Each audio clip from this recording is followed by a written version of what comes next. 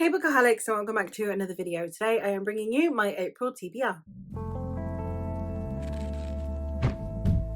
In the month of April, I do have quite a few vlog projects planned and I'm very excited for them. So I have quite a lot of reading to do, but I'm hoping that it will be a really good time. I'm going to go through the vlog projects first, and then at the end we will go through the TBR jar. I am only going to be pulling from the miscellaneous TBR jar this month. I am not going to be pulling from the series jar, and you will see why in a moment, because the series has been chosen for me this month. But first of all, for the first vlog project, I am going to be continuing another romance vlog, and this time we're going for dark romance. Now, I have three different types of ideas of what dark romance is, so I have chosen one from each, which is one that is tonally dark, one that is atmospherically dark, and one that is content dark. So the first one I have, which I believe has quite a dark tone to it, is Written in Blood by Silvana G. Santos. This is the first book in the Unnatural Brethren series, and it's a vampire romance. So it says, an overwhelming sense of despair crept behind my neck as we reached the shore. Thousands of men, women, and children had been condemned to live the rest of their days here, infected by the plague, dragged away from their homes. Here they suffered their agonizing illness, shunned by society, exiled from everything they knew and held dear. For fans of Anne Rice and Cassandra Clare, so I am assuming that yes, it's going to have quite a dark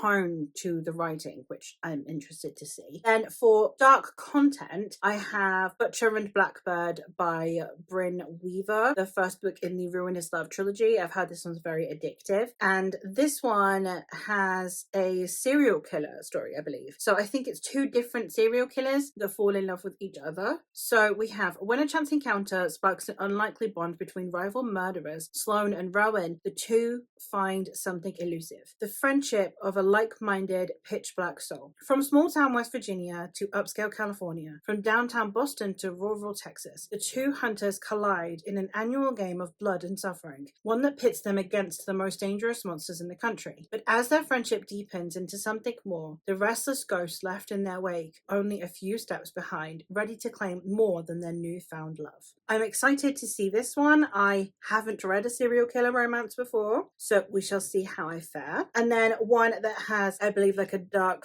atmosphere is Bride by Ali Hazelwood, and this one is another vampire one. I think it's also werewolves, and we are following a young woman who is daughter of a powerful vampire. So to create an alliance with the werewolves, he marries her off to a werewolf, and therefore they hate each other. They're kind of disgusted by each other, but they need to make their marriage work. So it's a enemies lovers marriage of convenience, and I'm very excited for that one as well. The next project we're going to talk about is this month I am doing another installment of My Friends Take Over My TBR. This month, Elise from Mojo Pie Reads over on Instagram is going to be taking over my TBR, and she's taking over more than one thing. So first of all, we have the three books that I'm reading for the vlog, which are Redemption in Indigo by Karen Lord. This is an African-inspired fantasy in which a woman who is done with her husband decides to leave and go back home. On her journey home, she meets with a magical being of some kind who gives her a stick that is known as the Chaos Stick, which is supposedly going to help her on her way. Only she finds out that he had actually stolen it from another magical being, and that being is now out to get her, and it's just to cause chaos for the amusement of these higher beings. And I'm very excited to see how I fare with this, and I am hoping that it lives up to my expectations, because I think that this one's going to be a very unique and unusual read, which I always love getting to. The next one that Elise has recommended I pick up is The Beautiful Ones by Silvia Moreno Garcia. This one is, I believe, pitched to me as, because I like Jane Austen, I will potentially like this one, and it is high society in Mexico City during the, I believe, either late 1700s or early 1800s. The synopsis goes, they are the beautiful ones, Loisa's most notable socialites, and this spring Nina will join their ranks, courtesy of her well-connected cousin and his calculating wife. But Nina has always struggled to control her telekinesis. Malicious neighbours call her the Witch of Old House, and even though the grand season has only just begun, her debut in high society has already gone disastrously awry. I don't need to read more. It's a romance, it's magical, it's Regency-esque. I am very excited. And the last one that Elise has got me to read is An Unkindness of Magicians by Kat Howard. This one I actually didn't know was an urban fantasy until I picked it up for this vlog, but the synopsis says, there is a dark secret that is hiding in the heart of New York City and diminishing the city's magician's power in this fantasy thriller by acclaimed author Kat Howard. In New York City, magic controls everything, but the power of magic is fading.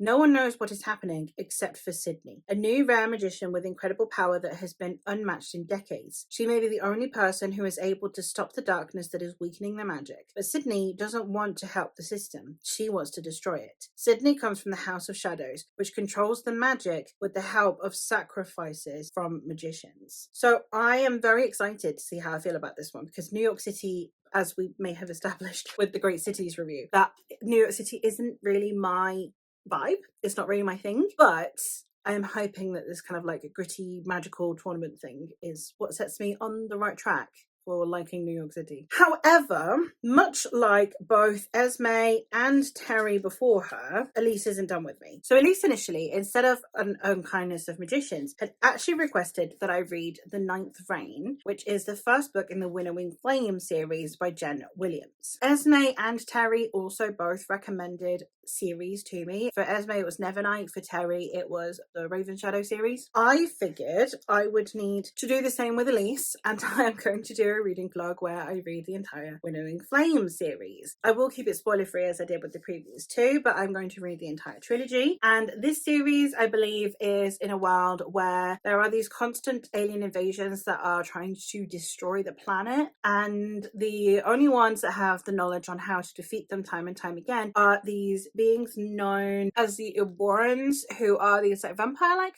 beings who can stay alive for centuries, if not eternally, because they can drink the sap of this tree. However, in the most recent invasion, the tree got damaged, and therefore now the Aborans, to stay alive, have to consume the blood of the other living things. So they are now despised, but in a way they kind of need to be kept alive because of these invasions. But these invasions happen so far apart that it kind of isn't within living memory of any of the other species. And I think we're following the newest invasion, and we are unsure how exactly we're going to survive this one, or is this going to be the one that finally fells the living beings on this planet? It's sci-fantasy. I've heard amazing things about it. I am very excited to give it a go. For another project, I am also going to hopefully be picking up Dragonfall by L.R. Lamb. This is one that I can't actually talk about, and you guys won't be seeing for a while, but I am still hoping that I will be able to get to this one sometime this month, so that I can get that project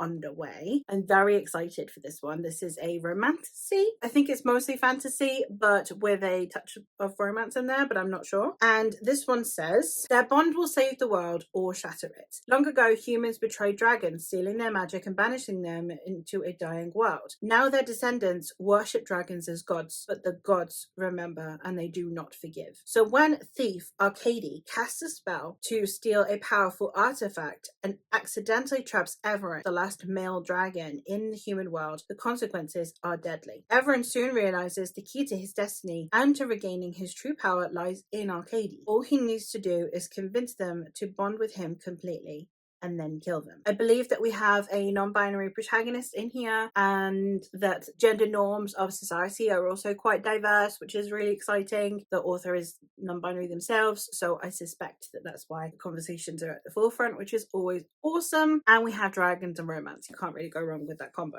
Unless you're fourth way. The last thing I have to talk about before we get into the jars is that I will be choosing probably only one of these to read this month. These are all the series that I have ongoing. So we have Earth Children, in which I would need to read the second book. This is the book that is going to arguably make or break the series for me. Whether or not I actually continue reading on is based on how well or not I like this one, because I did have problems with the first one. The next one would be Shadows of Self, which is the second book in Mistborn Era 2. I read the first one last month and actually did quite enjoy it. And the last option would be Memories of Ice by Stephen Erickson, which is the third book in the Malazan Book of the Fallen. I was just holding up book 5 instead, so I'm just going to switch these out. So if the angle's changed, it's because I needed to retrieve the correct Malazan book. But one of the three will be read. I suspect it would depend on time. If I'm strapped for time, it will be this one. If I'm doing all right for time, it will be this one. If I have a plethora of time, it will be this one. All depends on how well the other reading goes and also what comes out of the jars. Now we're going to go get into the jars. So we're going to go roll and we're going to see how many I need to pull out. And that is a 3. So let's go pick out 3. All right, I'm going to cheat slightly. I don't know what exactly this is, but I am going to pick an audiobook. Green means it's an audiobook, just because I think I might need one later on in the month, possibly. So we're going to pick this out just in case. And that is, I don't know which one it is. It is, oh, Lady Macbeth by Ava Reid. All right, this one is fantasy retelling of Macbeth, obviously from the perspective of Lady Macbeth. I like Ava Reid's writing. I really like Juniper and Thorn, so I'm excited to see how she goes about this one. I don't know anything else about it other than it's a retelling, but I like the author and I am hoping that I have a good time with it. All right, let's have a rummage. Oh, don't pull anything out. Did I get one? I got one. Okay, and this is, oh, All's Well by Mona Awad. Okay, this one is a thriller, like academia thing. It's supposed to be weird and kooky. And this one we're following, I think she is either a literature or a drama teacher at a university, and she's teaching All's Well and things start to go wrong. I think it's this one. I don't know now. It's a weird one anyway. We'll look up the synopsis. Miranda Fitch's life is a waking nightmare. The accident that ended her burgeoning acting career left her with excruciating chronic back pain, a failed marriage, and a deepening dependence on painkillers. And now she's on the verge of losing her job as a college theatre director. Determined to put on Shakespeare's All Well That Ends Well, the play that promised and cost her everything, she faces a mutinous cast hell-bent on staging Macbeth instead. Miranda sees her chance at redemption slip through her fingers. That's when she meets 3 strange benefactors who have an eerie knowledge of Miranda's past and a tantalizing promise for her future. One where the show goes on, her rebellious students get what's coming to them, and the invisible doubted pain that's kept her from the spotlight is made known. I am excited, if not slightly terrified. And we will rummage for the last one. Please don't be mean to me. We'll go for, oh, physical. I swear I've got more digital than physical in here, so that's an interesting one. Historical fiction? Is that even the right way up? I feel like that's not the right way up. What about now? Oh god, it's not historical fiction. What are the odds? Oh no. Oh. Okay. I'm gonna go get that.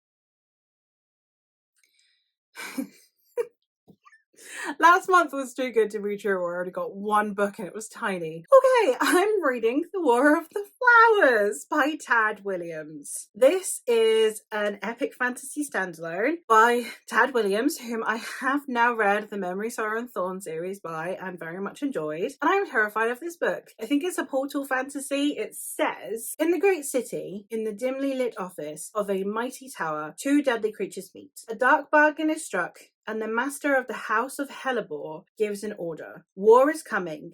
The child must die. All I need to know is something. On such a busy month. How many pages? 749. I actually thought this was more. I'm not gonna lie. I thought it was a 900 pager. So that's better. But I don't think Malazan is getting read this month at this rate. But that is it. Those are all of the books, all of the projects, all of the plans, many, many things to read. Will they all get read? Possibly not, but at least the attempt is there, especially now I've pulled 3 out of the jar. But we'll see. Hopefully I can get to at least the majority of them. I don't have very many plans and I don't think I'm going to have much work on in April. So, I mean, there's the Easter holiday as well. So hopefully I will have a decent amount of time to just sit and chill and read. Maybe. That would be nice. But that is it for me for today. So thank you ever so much for watching and I will hopefully catch you in another one soon. Bye.